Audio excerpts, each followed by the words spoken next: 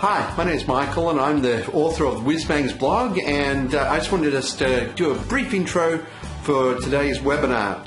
And the webinar was an outstanding success with a lot of people learning about selling of domains. Now, I do apologize for the first little bit of the webinar. It's a bit noisy and everything like that, but it sorts itself out pretty quickly at about, I think, the 1 minute mark.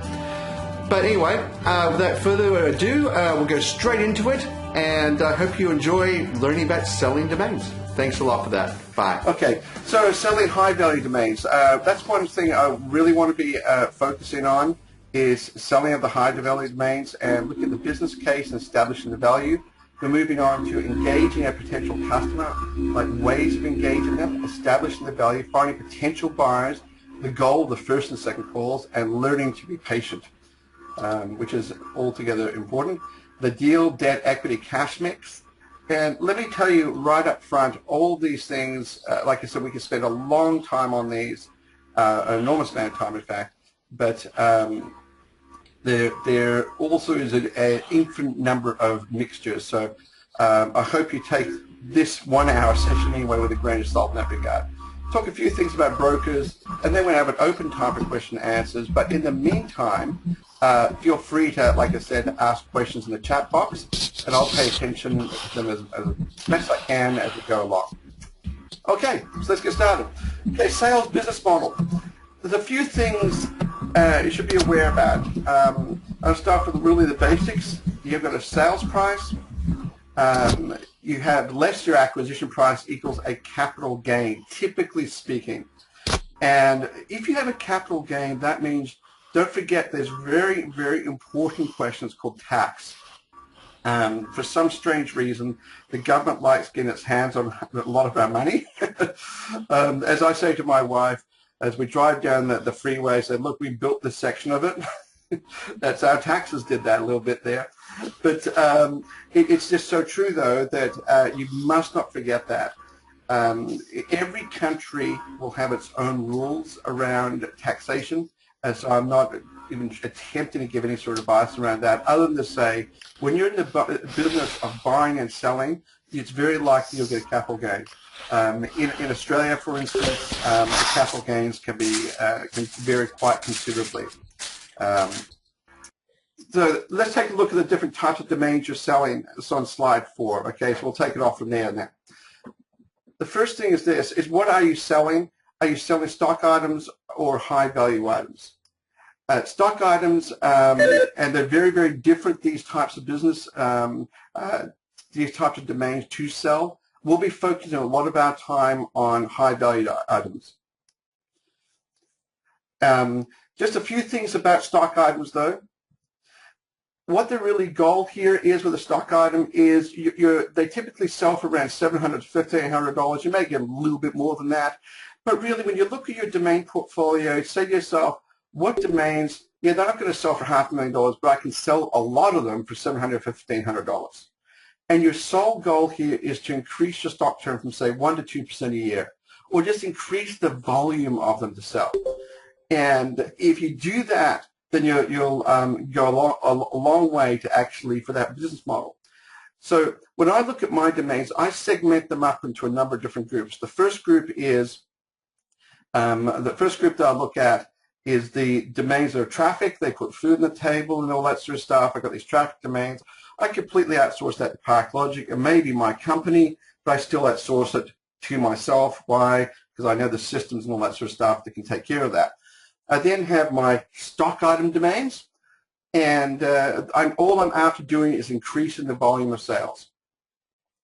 Then I've got my high-value domains, and say a couple of 2 letters or something like that I may be wanting to sell, and I may do 3 or 4 sales a year, or 1 or 2 sales a year, or something like that, and that's what I'm trying to do with those, and I'll sell them for a lot of money. Then I've got my domains I'm wanting to develop out.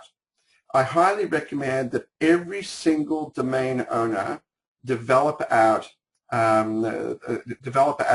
least one of their domains at a time. Choose a domain, turn it into a business, make sure the business is profitable, and then repeat. That's the thing to do. All right, so we've got just a couple of things for stock items also. Is I see the mistake that a lot of investors make is they get an inbound inquiry for a stock item domain. Remember, you're already making about 1,000% return on your money here.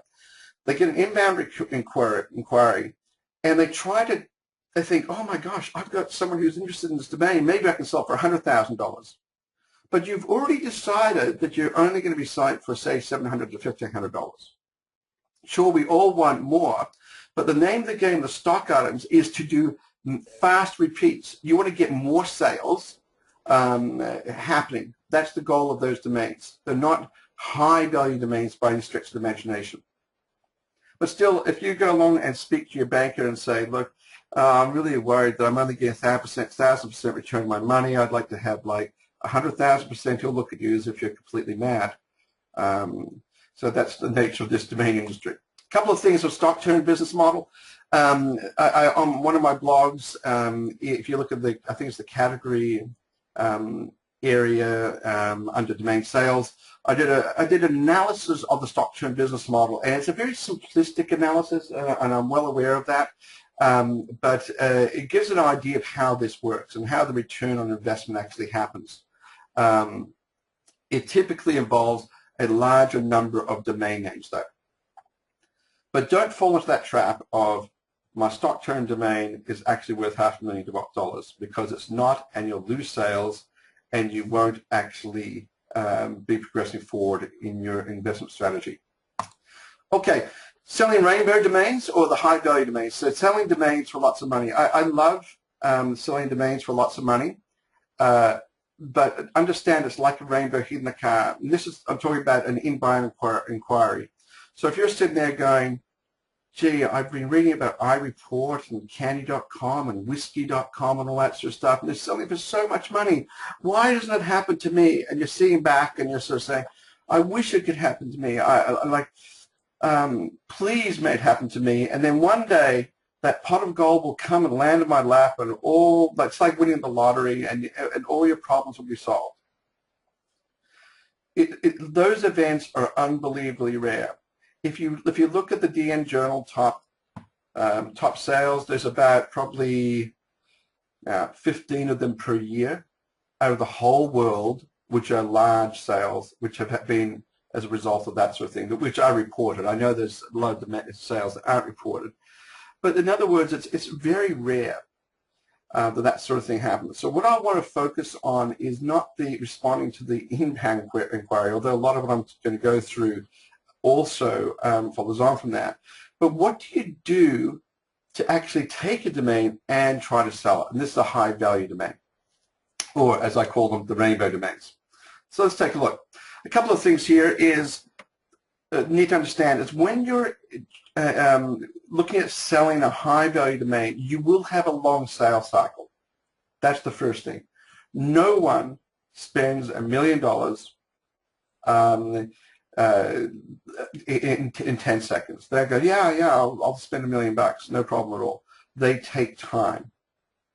And the reason why they take time is because they're not stupid. They want to do due diligence. There's all sorts of things will happen about the benefit of the domain for them. So there's going to be a long sales cycle, which means it's not like the stock turn model where your sort of person says, yeah, I'll give $1,500, and you say, yeah, done, okay, it's all happened straight away. That doesn't happen. So it takes a long time. They're typically complicated sales too. They're very complicated. It'll involve more than one person. If you're selling to a large organization, you're trying to convince them that they should buy your particular domain name, I can guarantee that a single individual will not be making the sole decision. And they won't be doing it for a whole range of reasons. One, they want to protect their own backside. They make a mistake. They may not have authority spending limits to the price you want for the domain. So there's a lot of things that you need to take into account there. So it will be complicated. The deal structure will be complicated. The contracts will typically be complicated. So be prepared for that. So long sales cycles and complicated. All right. So let's take a look at this. Finding the target. How do you actually find a particular seller? there's a few questions you need to ask yourself. The first one is, who will buy it? I've got a particular domain. Who's going to buy this domain? That's going to just immediately narrow down, and you'll think, okay, so here is my market vertical. Let's imagine you have a domain, like I actually own a two-letter Australian domain, gx.com.au, GX, a global exchange, would stand for, and it's great for the finance industry. So I think, okay, so financial companies could buy that and put on foreign exchange information on there. Do they have the cash? So now you've got a few like who will buy it. Are they in a position to buy it? There's no point actually having a great target and trying to spend a huge amount of time convincing someone to buy it if they don't have the money to actually buy it, or the means to buy it, not just the cash. Okay, why will they buy it? This is a really important question. I get people coming to me all the time. They say, Michael, I've got a domain name. I say, great, and I'd like to sell it to you. And it's fantastic. And they say, it's $1 million. And I go, well, okay, it's $1 million. I won't dispute it. And then they haven't asked the question, why will I buy it? And that's the question we need to ask all the time. Put ourselves in the buyer's position and say, why will they buy this? What are they going to do with it? Why is it important for them? Those sort of questions are absolutely critical. What are they doing now? What are some of the things that they're doing now where this particular domain name is going to transform their business? When you begin to think about these questions and put in your mind in that of the buyer, then you can begin to get some insights into how to sell that particular domain better. One of the other things I quite often will do is leverage my network. I have a domain, I want to sell it. I know it's going to take a lot of work. I know I can't handle many of these at once because it just does take time. And so I'll be calling up friends, I'll call up anyone I particularly know and say, do you know of anyone who'd be interested in buying this domain name, to try to narrow down the search, and hopefully, like, that's the whole point of a network, is to be able to leverage that so you can get find that target faster or targets much quicker. For heaven's sake, just use Google, obviously, and to find your targets. But when you're talking about a very large, very high value domain, the thing I love about using Google, I find my target. What I can then do is I go to their website, and typically there'll be a larger organization. I go straight to the annual report, and I find out who the head of marketing is. And I don't look at the head of technology. The head of technology does not have the authority to spend $1 million on a domain name. You don't want to talk to the legal guys and say, gee, I think this would be really good for you guys, and legal defensive positions and all that sort of stuff. I personally would never talk to them because they'll think of ways of why they should get it from you for nothing. You talk to the marketing people. So I go straight to the annual report. I then have the phone number of the head office, and I can call up and I can ask for someone by name. I do that all the time, not just in selling of domains, but for my own portfolio. But I do it, like I had a dispute recently with Qantas because their customer service, I fly Qantas all the time, going to the US, travel QF93 and QF94 on a regular basis, QF93 to LA, QF94 back. And for those of you wondering, seat 71D is excellent. But the thing I found is that I go to the annual report, I call up Qantas head office, I'm at the receptionist. The first thing I do is I say, could I please have John Smith? I have their name. The receptionist typically will put you straight through. Their job is to route the calls to the right person. Their job is not to filter them out. I go to the next person, which will typically be a personal assistant or something like that, and I say, can I please speak to John Smith? And they'll begin to ask questions about you, why you want to speak to them. And that's when you need to be prepared in the phone call, prior to the phone call actually taking place, of why you actually, why they should actually speak to you. We'll come a bit more to that shortly. Okay, the better the buyer fit, the higher the price. So if you've got a domain, and I've got gx.com.au, I know it's a .com.au, but I'll just pick that one off because it comes to my mind now. And I think to myself, you know what? I'm going to sell that to, let's think, I'm going to sell that to a clothing company that has nothing to do with GX. My price is going to be about $50. On the other hand, if I have gx.com.au and I sell it to a global exchange or a Forex trading company, then it's going to be viewed in a very different light. So the better that buyer fit, the higher the price. So do your homework. Really do a lot of work on that. Don't try to stretch the bow and try to think, oh, maybe they could possibly use this domain. Just move on. You want that perfect fit. So you're going to be doing a lot of research. You're going to be doing probably days of research and trying to work out, okay, where's the best people I need to spend my time and actually contact and call. Okay, a couple of things. The business case. So you've got your targets. Now what you've got to do is you've got to put together, you know who your targets are. And I wrote a blog recently that I did a survey a number of years ago, and I had a domain, it was actually progolfer.com, and I said, what's this worth? And I just asked the domaining community, and I got prices varying from like $1,000 to $250,000. And that said a couple of things to me. One is domainers typically do not know how to price their domains. But the most important question they actually left out, and the question they left out was, to whom are you going to sell it? Because the guys who are buying it for $1,000 are saying, well, to me, if you're going to sell it to me, I know nothing about golf, but I'll buy $1,000 for $1,000. I'll take it off your hands.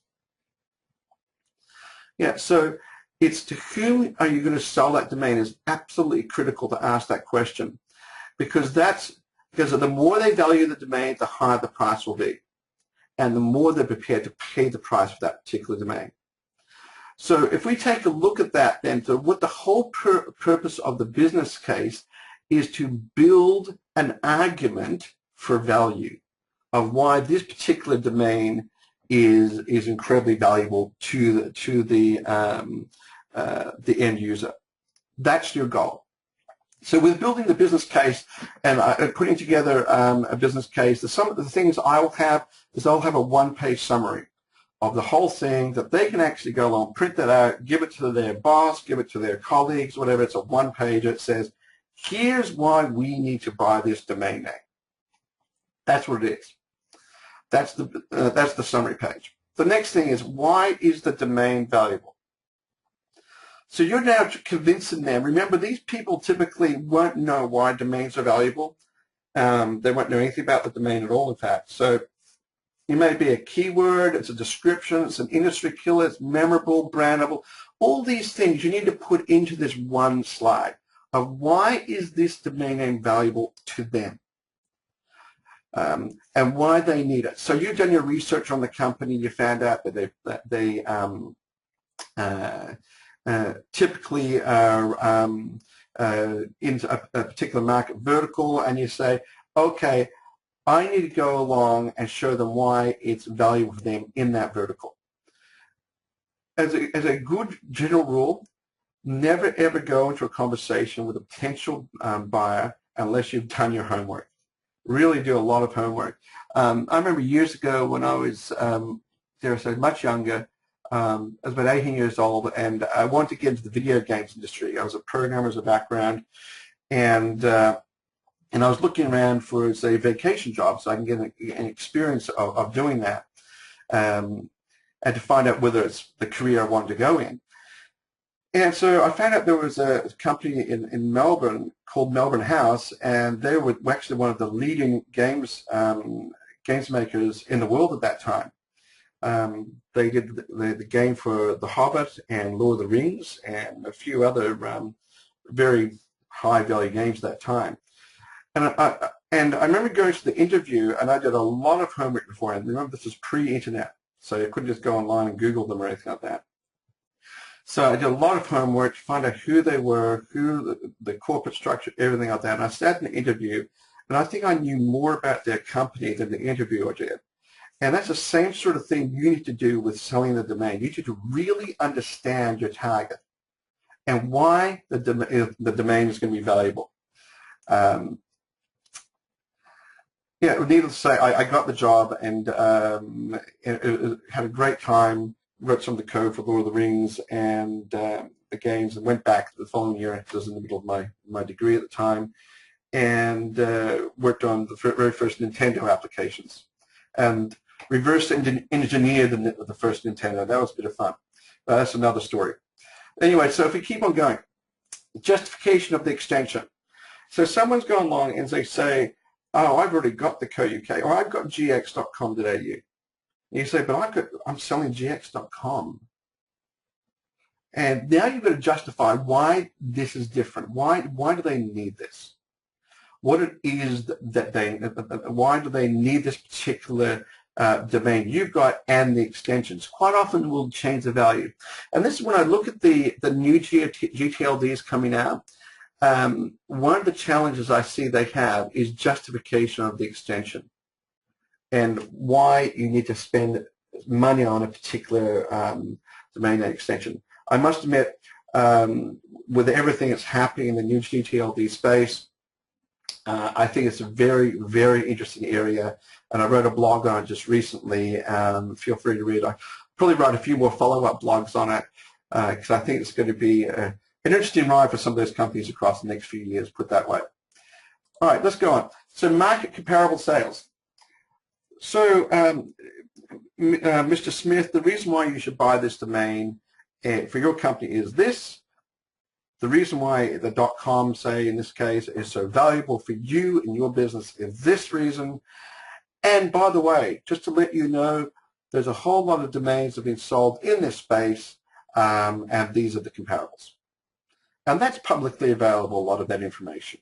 So it's a matter of, once again, doing your homework and finding those comparable sales. The other thing is successful comparables. You may not know the sales, but you may be able to say, Mr. Technology Company, did you realize that Intel just purchased computer.com? And did you realize that Mr. Alcoholic Beverage Company, that whiskey.com was, or vodka.com was just sold, and whiskey.com was just sold? And so you've got you may not know the value of some of those deals. Thank goodness that Michael Costello made it part of the deal that he could publish the value for whiskey.com.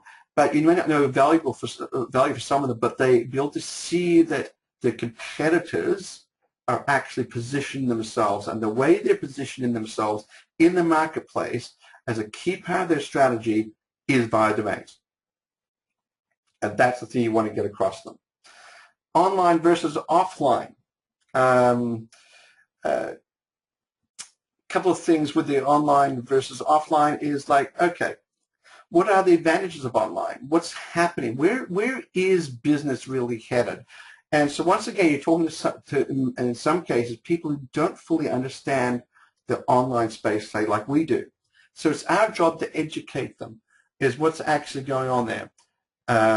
You could have superior support through this, or easier to find. Say, we use Salesforce extensively in ParkLogic. Let's imagine if I had to go to Salesforce, I had to type in Salesforce CRMsoftware.com versus just Salesforce.com. It's just so different, and so it can impact the business enormously. So then also take a look at the offline and do comparables. Like, you may be spending $50 million on radio advertising, but did you realize you could have a lot more people actually coming to your domain? This domain right now already has a whole lot of people going to it. Okay, online, offline. We have online market analysis. Take a look at this. Like, what's the traffic? What's the keyword search? Geo regions. The page rank. How is this going to assist their present business?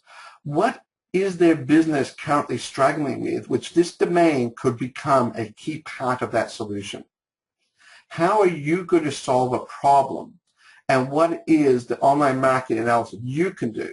Like all of us can go along and do a whole lot of research on our targets to find out what they're wrestling with, what is stressing them out, what are the problems they're dealing with, and how is the online marketing analysis going to dovetail into providing a solution, and the solution is this domain name.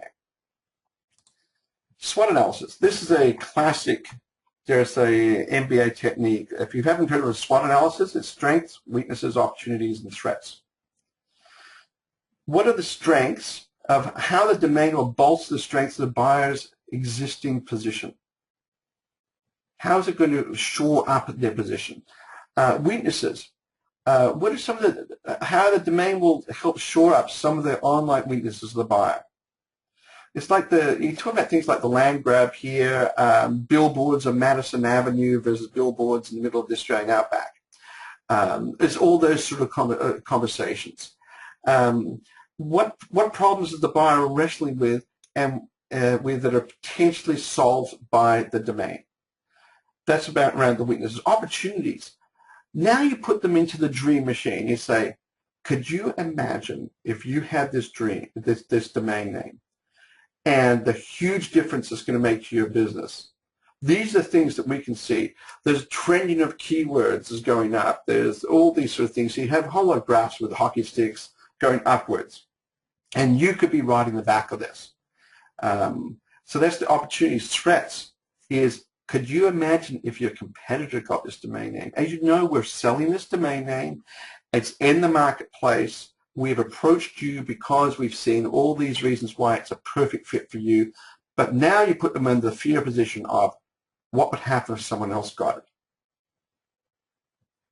And the strength, weaknesses, opportunity, threat model is a great model for sales, if you ask me, because it really hones in on a few of the key things for a potential buyer. Okay, the other question which is really important to answer is, why are you selling? If this domain name is so good, why are you selling it? Why are you selling this domain name? And it's a really good question. And sometimes the question is, because I just want the money. Or, look, I'm rationalizing my portfolio size.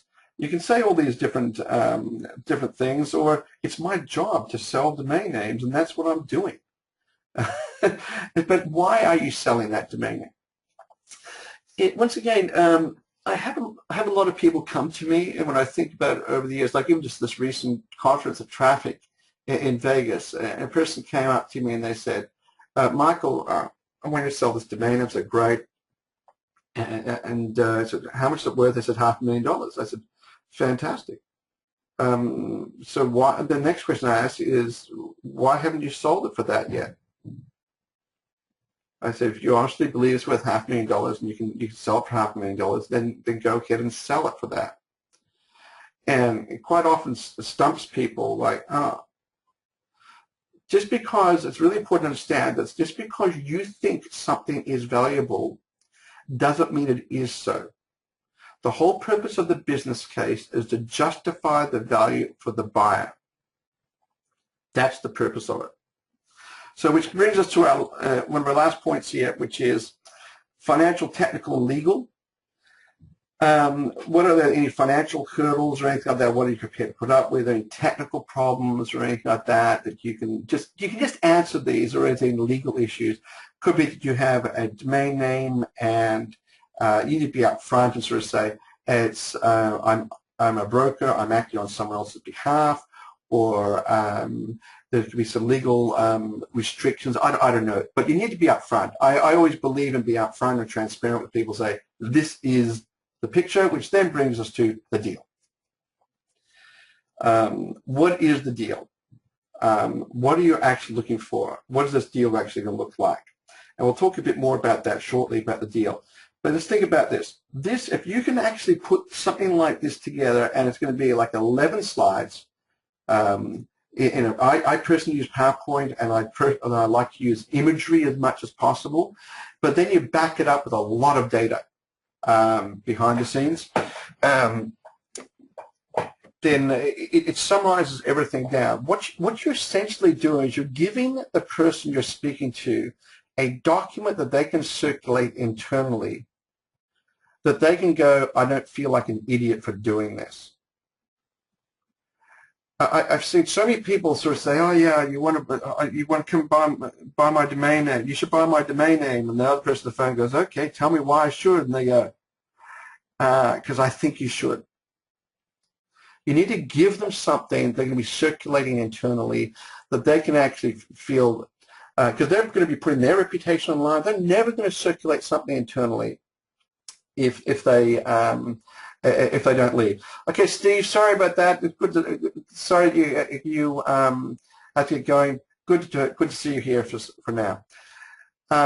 Next thing, the goal here of this presentation is to establish value. That's the whole purpose. You're trying to establish value. Don't go along. It's not actually a sales document. It's a value document. Although at the end you're saying, this is the deal, this is what I want $1 million for this domain. Very flexible how that's done, it's payment terms and so forth. But the goal is to establish the value in the minds of the buyer. Okay, so the first call. The number one thing is this. You're not trying to sell the domain in the first call. Do not sell the domain. So I got along and I've looked up the annual report for the company, and I called up the head office phone number, and I got onto the person I want to speak to. Or by the way, a nice little technique, and I wrote about this in one of my blogs, if you can't get onto someone that you need to speak to, let's imagine the number of the company, it ends with a 77. Just dial a 65. You'll probably get through to the company still, and just and the person you'll get to, you say, oh, you've got the wrong number. He says, oh, sorry about that. Please put me through. Can you put me through to them? And 9 times out of 10, they put you through to them. So it's quite an interesting game to play. But you're not trying to sell the domain here on that first call. And that's absolutely critical. Too many people try to sell on their first call. Don't sell. Your goal of your first call is to build desire. Remember, they don't know you at all. One of the things I will sometimes do is I'll call up and I'll say, I'm from, my name's Michael, I'm from my particular domain. And in the conversation, I'll say, well, probably one of the reasons why you took my call was you heard that I was from my domain, and it adds weight to what you're saying. And they say, because they'll say, yeah, you're right. Like, I'm from flags.com. I'm from candy.com. You're not from Joe's Candy shop down the road from where Rick Schwartz lives.com. Now, I'm from candy.com. And it bears a lot of weight. So build that desire. Ask for the email address to send your deck or your presentation. So now you think about it, you've now got permission to send information. So you're building the desire, say, this is where I'm from, and this is what we're doing. We're going to sell the domain name. It's up for sale right now. We're approaching a few select companies. You may, in the conversation, explain to them why it'd be ideal for them. Pull a couple of things out of your deck. You're really there in some ways just to listen. You want to find out what they're wrestling with, because one thing to do research and read on it, it's another thing to actually talk to the person. And then you'd say at some point in the conversation, would you mind if I sent you a short presentation which outlines the value proposition for your business, for this domain? And if you've had a reasonable conversation, no one will say no at that point. No one will say no. And if they do say no, you dust your feet off, you move on with the next person. Or it's, can you put me in contact with the best person to speak to regarding this? So you find out the email address. Okay, the other thing, your goal of your first call is to arrange a follow-up call. If they're the person to speak to, then you want to arrange a follow-up call. So that means you get their phone number. You can bypass the main switchboard, you bypass, the PA will now know you. If they're any good at their job, they'll automatically put you through. So you ask for their phone number. And before you send the deck to them, after you've taken all your notes in the conversation and so forth, tweak the deck with what you just learned and then send. And do that very, very quickly. but you just found out a whole lot of information about why the domain is ideal for this company. And in some cases, you may have found out a whole lot of information and you go along and say, well, you know what, I actually don't think it's ideal for you, but I thought I'd send it through to you anyway. Let me know if you have any thoughts, and you can move on. The first call is all about engagement. That's what it's about. You're trying to engage with them. And by the way, with the follow-up call, don't arrange the follow-up call the following day. They need time. These guys are busy. These girls are busy. Give them some time. Would Monday or Tuesday next week be suitable for you? Oh, Tuesday. Would 10 o'clock or I've got a position at 1 o'clock in my schedule be best? And so you're giving them the option. And it's classic sales technique. It's not difficult to actually do. And they'll understand what you're doing. You're driving towards an end. They'll actually in some ways appreciate that. All right. So the follow-up call. The number one thing you want to find out in the follow-up call is, did they actually talk to anyone else about it? Say, hi, John, it's great talking to you again, you have a bit of chit-chat for a few seconds. By the way, did you have a chance to actually circulate the deck to anyone else? As soon as you found that out, you know that they actually bought in a little bit. They bought in because they're prepared to put their reputation on the line to their colleagues and say, this is a serious thing we need to take a look at. They've circulated it. They may or may not have done that. And that's something that I think is very, very valuable to find out. That's a signal that they're interested. And if they have, ask them, what did your colleagues say? What did they say? Any feedback? And right now you're writing like you wouldn't believe on a notepad or something like that and taking it all in. You're just writing. What do their colleagues say? Because a lot of the things that colleagues say will directly influence whether the deal happens or not. And at some stage, and you do not have to answer it necessarily just then, at some stage you're going to have to answer the questions that are raised. And there's going to be a whole lot of questions. Most of them will be completely ridiculous because they don't understand the domain space like we do, but you need to be able to answer them somehow. And like I said, there's no problem saying, John, they're really good questions. Would you mind if I just put some thought into them and respond back to you in an email? And look, he'll appreciate that. Okay, did they send the deck to anyone as well as more than just discussing? Did they send it to anyone and circulate it? You may have to go through the deck. These people are very, very busy. They may say, look, I just haven't had a chance to check it out. So you may have to do a quick run through of the deck and go through that with them. In some ways, it's actually worthwhile actually doing and taking them through it anyway and just say, did you have any questions around these things? And ask them, walk them through it. Is there any questions? Or do you think there's some other things that you'd find that the domain name would be really valuable for your business? The whole purpose here is the desire build. You're constantly building desire for them to have the domain name. They need this domain name. In fact, it's almost to the point of if they don't have the domain name, then they're really going to be missing out. It's going to directly impact their business strategy. All right, so at the end of that call, what do you actually know? The first thing you know is this. You know who to speak to. You should, at this time, know the person who's the decision maker or the group of people who are the decision makers. That's the number one thing. There's no point having lots of great conversations if you're not speaking to the people or the person who can finally make that $1 million decision. All you're doing is having a great time on a phone call and meeting someone. There's nothing wrong with that, but last time I checked, it doesn't put food on the table. So who the decision makers are, you need to know.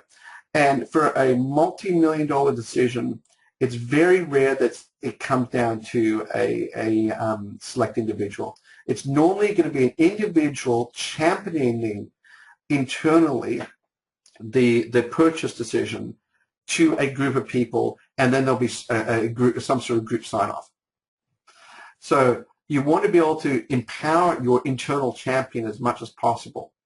That's the person you're going to be speaking with. That's the person you're going to be constantly giving information.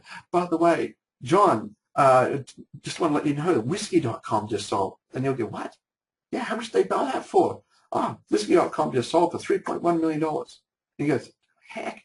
And so he'll feed that back. Just think, even in a water cooler conversation, he'll feed that back to the rest of the decision makers. The other thing you need to really clearly understand at some point in time in these conversations, what is the sales process? What is the process they have to go through internally? And it could be something like, oh, we have a quarterly board meeting, and I'll make sure it's on the agenda for the quarterly board meeting.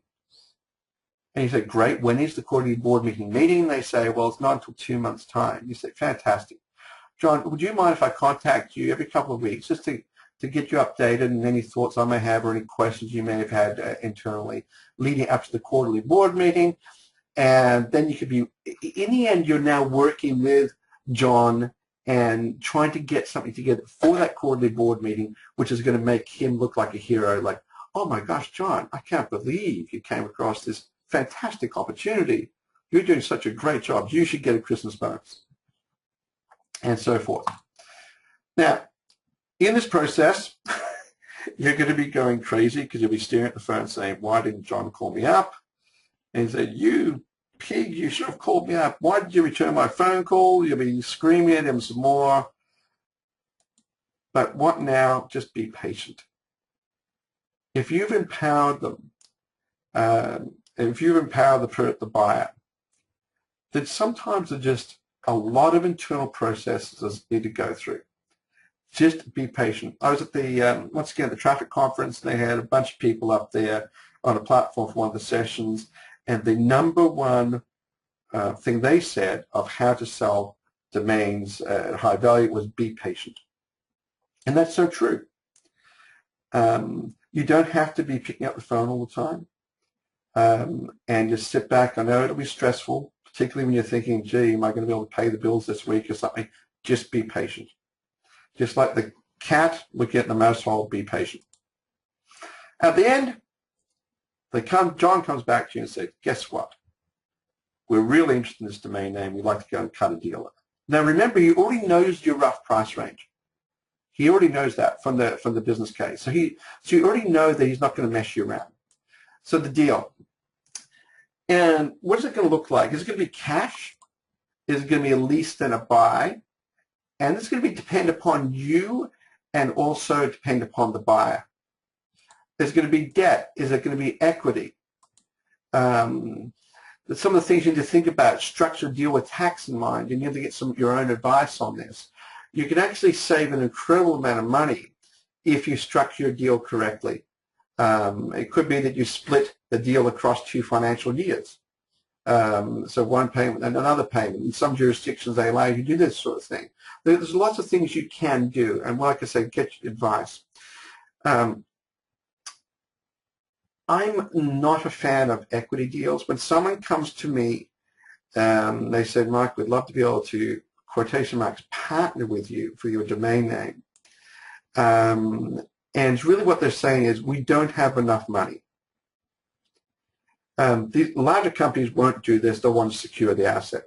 But if you're talking to a medium or a smaller company, or even a startup for that matter, they'll try to do some sort of equity thing or something like that. If a business does not have the money for your domain name, the odds of that business succeeding are very, very low because they won't have enough capital to actually be successful. So just be aware of that. I'm not a fan of equity. Debt is one hedging mechanism you can use. So you can say, okay, you pay me $100,000 right now, and there's $400,000 in debt, which I can convert to equity at a particular range price. And so you can do some interesting things like that. And essentially what that's meaning is that when you convert your debt to equity, then you can wash out the other people from the company, and you reclaim your domain name if they default.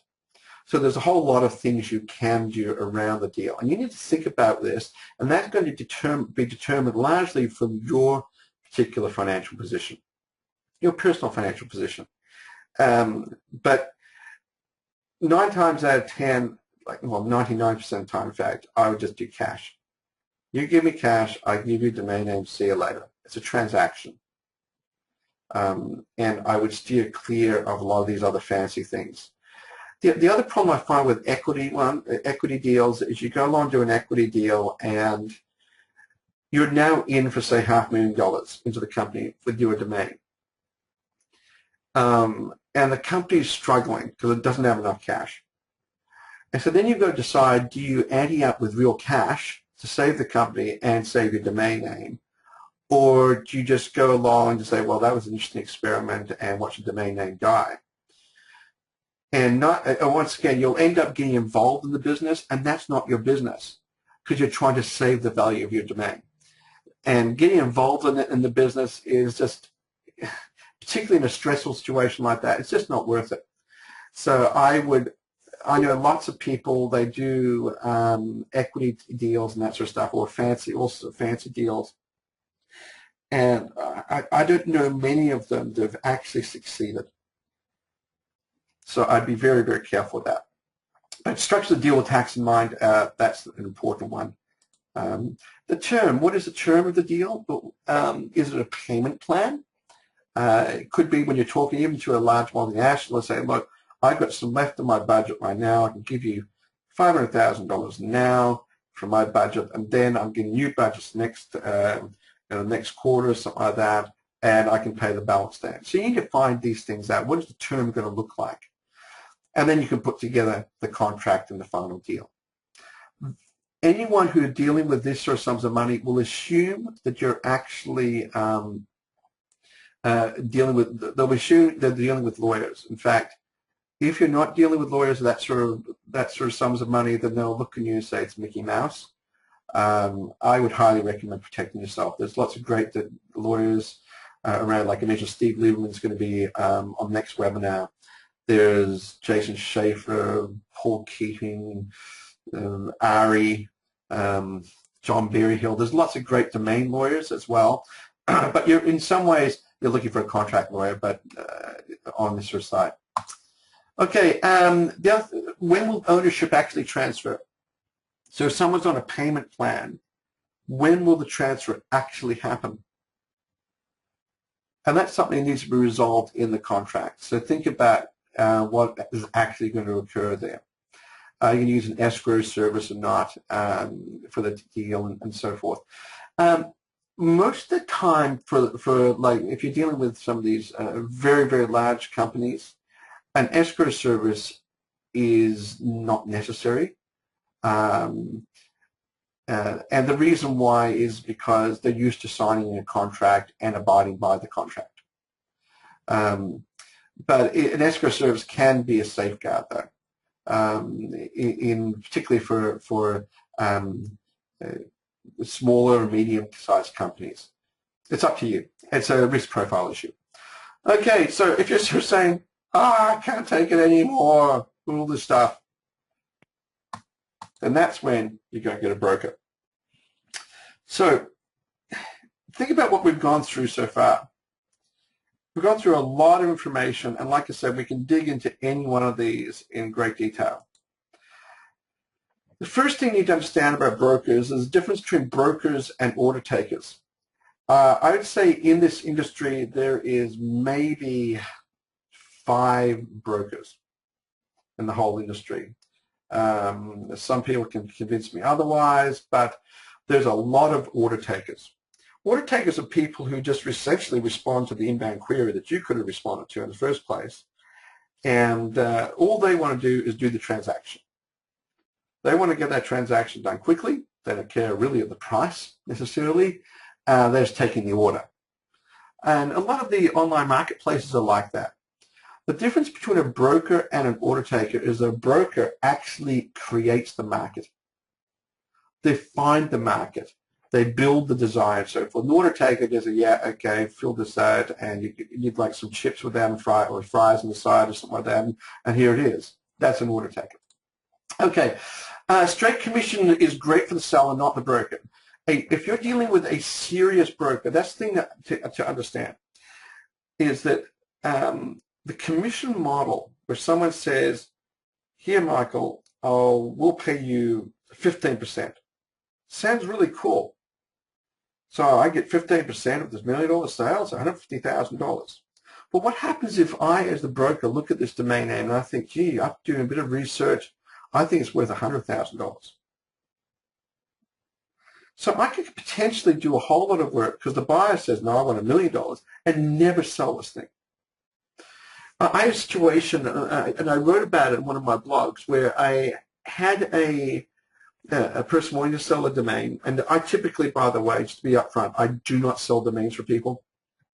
This one intrigued me for a variety of reasons. And I looked at the domain name and I said, okay, this is like a $2,000 domain name, maybe. They want $250,000 for it. So I thought, you know what, I'm just going to try something on here. And I said to them, all right, you can believe your $250,000. I'll believe my $2,000, but I'll tell you what, for every $10,000 above my $2,000 price tag, do you think it's worth? You're going to pay me 5% of the fee up front now, which then caused them to reevaluate whether they actually believed that it was worth $250,000 or not. And that's the thing, is that I think the most important thing is to get a meeting of minds on the price between you and the serious broker. You've got to get that. And it's got to be sellable. You cannot expect a broker to sell. If you just say, I think this domain's $1 million, as I said to you before, it depends who you're going to sell that domain to. That's the most important thing. Who are you selling this domain to? And then it may be worth $1 million. But there's a lot of moving parts in it. So be careful, like with thinking, gee, I'll just pay the broker 15%, be done with it, or 20%, or whatever, 50%, really doesn't matter. If you put a price tag on a domain that can never, ever sell, then don't be surprised, number one, it doesn't sell. Number two, the relationship between you and the broker sours. At the same time, the broker probably should never have taken on the domain in the first place. Good brokers are worth every penny they earn. Good friend of mine, Alan Hack, awesome broker. He quietly just goes about getting the job done. And there's a few people like him that are really worth every penny they earn. They will spend money in trying to sell the domain. They may even jump on planes, flying to potential customers if necessary. They'll do all sorts of things. They are worth it with every single penny. Brokers don't like sellers with crazy expectations. Like I said, a true broker will just tell you that, no, I don't think it's worth that much money. I don't have a chance of selling it, and they'll let you down very nicely. But a good broker will say that. A bad broker will say, yep, I think it's worth $500,000, and they'll come back 6 months later and say, I just couldn't find anyone to sell it to. That's because the price even they put on it was bad. Because some brokers, I think, in the industry were putting crazy prices on domains to try to get inventory to sell. And that's a bit of a silly thing to do too. Okay, well, that's it for the presentation proper. Well, I hope you enjoyed the webinar, and next time you're able to make it in person, I'll be running these webinars on a regular basis on a variety of topics which really impact the domain investors. But in the meantime, I just pray that you have a great time with your domain names and you keep on improving things along the way. See you later. Bye.